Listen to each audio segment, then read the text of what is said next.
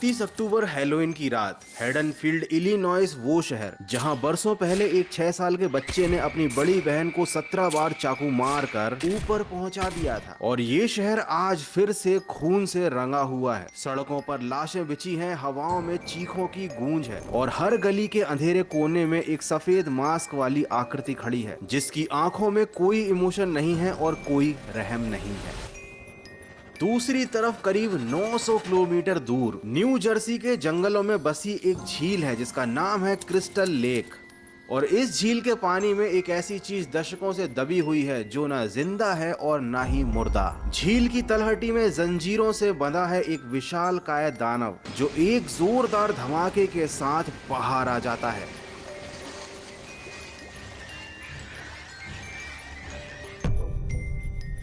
Hockey mask पहने हुए, हाथ में जंग लगी मशेटे लिए ये है जेसन वूरहीस और इस बार उसका रुख हेडनफील्ड की तरफ है। अब सोचो, एक सफेद मास्क, एक किचन नाइफ और अंधेरे में बिना आवाज किए चलने वाला एक साया जिसने पूरे हेडनफील्ड को शमशान बनाकर रख दिया है। वहीं दूसरी तरफ है हॉकी मास्क, एक जंग लगी मचेटे और क्रिस्टल लेक की तलहटी से बाहर निकला हुआ एक शैतान जो मरकर भी वापस आ सकता है। तो एक तरफ है माइकल मायर्स और दूसरी तरफ है जेसन वूरहीस। तो सोचो, जब इन दोनों मॉन्स्टर्स के बीच लड़ाई होगी, इनका आमना सामना होगा, तो इनमें से कौन जीतेगा और कौन किसको खत्म कर देगा। तो ये है इविल फेस ऑफ का एपिसोड 3 और अभी तक तुमने शैतानों की, दानवों की और सुपरनेचुरल पावर्स वाले विलेंस की लड़ाई देखी है, लेकिन आज आमने सामने है दो किलर्स। तो चलो कराते हैं इन दोनों की टक्कर, जिसे देखकर आ जाएगा तुम सबको चक्कर आज के फाड़ू वीडियो में।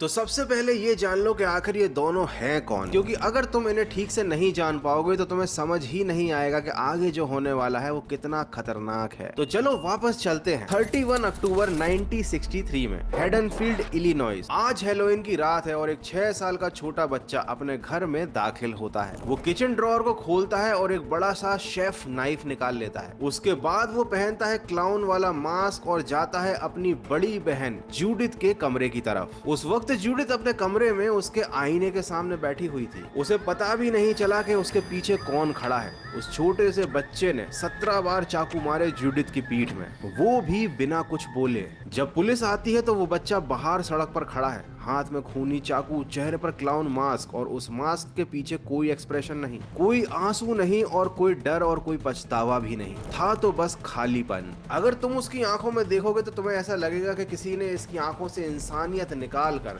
इस खालीपन में अंधेरे को भर दिया है। और इस बच्चे का नाम था माइकल मायर्स। इस घटना के बाद माइकल को एक साइकाइट्रिक हॉस्पिटल में भर्ती कर दिया गया, जहां पर डॉक्टर सैमुअल ल्यूमिस ने 15 साल तक इसका ऑब्जर्वेशन किया। 15 साल ऑब्जर्वेशन में रखने के बाद ल्यूमिस ने यह कहा कि इसकी आंखों के पीछे जो जी रहा है वो प्योरली और सिंपली इविल है, मतलब बुराई, शुद्ध बुराई। ल्यूमिस ने कहा कि मैंने पहले 8 साल इस बच्चे तक पहुंचने की कोशिश की और उसके बाद 7 साल मैंने इस बच्चे को लॉक्ड करके रखा, क्योंकि मैं अच्छे से समझ गया था कि ये कोई इंसान नहीं है। और ल्यूमिस का ये ऑब्जर्वेशन बिल्कुल सही भी था, क्योंकि करीब 15 साल बाद माइकल वहां से एस्केप कर जाता है और लौटता है हेडनफील्ड। एक रात में दर्जनों लोगों को मौत के घाट उतारता है। हॉस्पिटल से भागने के दौरान उसको 6 गोलियां लगती हैं। वो बालकनी से नीचे भी गिरता है, लेकिन जब ल्यूमिस आकर देखते हैं तो वो नीचे नहीं था, वो गायब हो चुका था, वो भाग चुका था। इस घटना के बाद माइकल को जलाया गया, बॉम्ब से उड़ाया गया, पीटा गया, चाकू मारे गए, गोली मारी गई, लेकिन वो हर बार वापस लौट के आ गया है।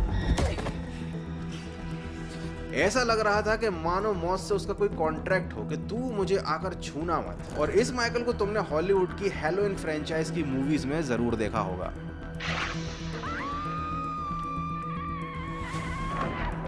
इसी फ्रेंचाइज की एक टाइमलाइन में ये बात रिवील होती है कि माइकल पर एक एंशिएंट ड्रूड कर्स है जिसको कहा जाता है द कर्स ऑफ थ्रोन। कहते हैं ये कर्स एक डीमन एंटिटी से कनेक्टेड है जो माइकल को सुपरनेचुरल स्ट्रेंथ, पेन इम्यूनिटी और इमॉर्टैलिटी देती है, लेकिन इसके बदले में हैलोवीन की रात को उसे अपने खून के रिश्तेदारों को मौत के घाट उतारना पड़ता है। When Michael Myers was 6 years old, he stabbed his sister to death. For years he was locked away in Smith Grove Sanatorium, but he escaped.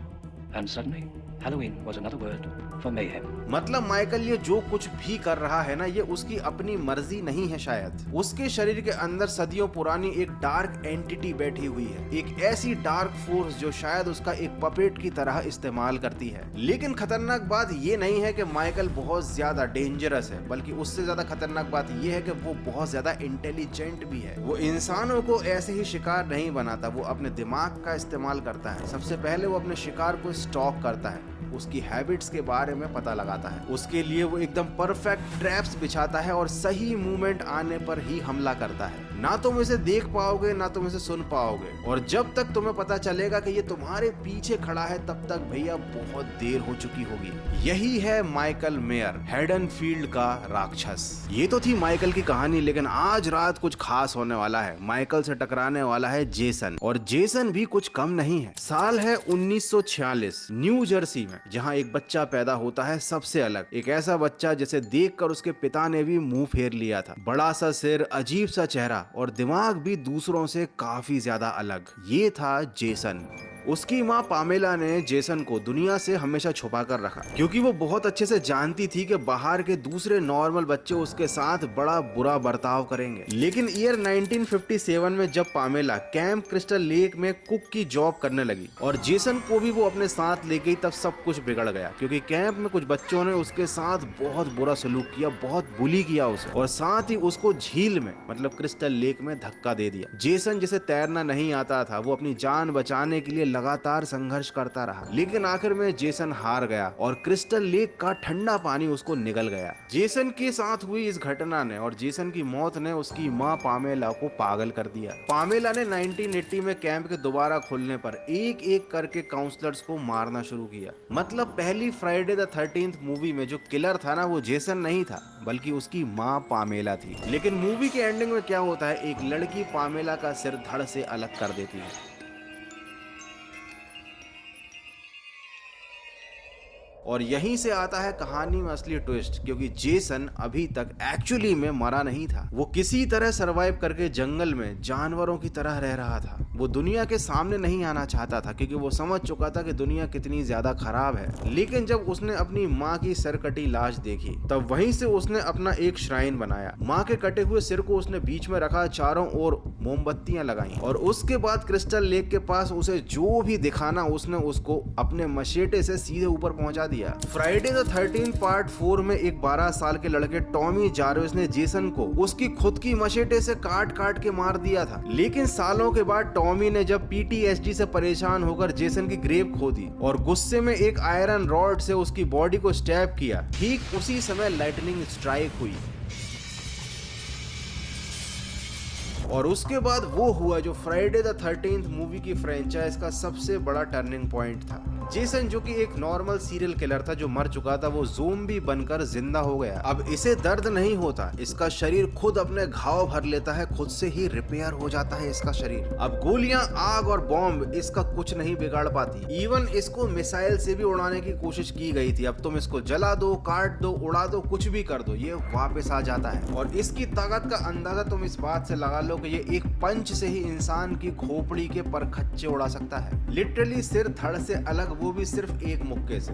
ये है जेसन वूरहीस, क्रिस्टल लेक का अनडेड किलर, जिसका बॉडी काउंट 300 से ज्यादा है और जिसे आज तक कोई परमानेंटली खत्म नहीं कर पाया है। तो क्या आज माइकल के हाथों इसका अंत होगा, या फिर माइकल को भी ये पहुंचा देगा ऊपर अपने बाकी शिकारों के पास? चलो, अभी तक अगर तुमने वीडियो को देख लिया है तो ये तो तुम्हें समझ में आ गया होगा कि ये दोनों कितने ज्यादा डेंजरस हैं। तो चलो जानते हैं एग्जैक्टली क्या होगा जब ये आएंगे एक दूसरे के सामने और होगी इन दोनों के बीच एक टक्कर। हेडनफील्ड, हैलोवीन की रात को माइकल ने पूरे शहर को खत्म कर दिया है और वो अकेला सड़क पर खड़ा है। वो अपना सिर थोड़ा सा तिरछा करके लाशों को देख रहा है, ऐसे जैसे कि वो खुद के काम की तारीफ कर रहा हो। तभी दूर से उसे नजर आता है अपनी तरफ बढ़ता हुआ जेसन। दोनों एक दूसरे को देखते हैं, लेकिन कोई कुछ बोलता नहीं है। ऑब्वियसली एक दूसरे को देखकर ये थोड़ी ना बोलेंगे और भाई क्या हाल चाल है, खाना वाना खाया कि नहीं।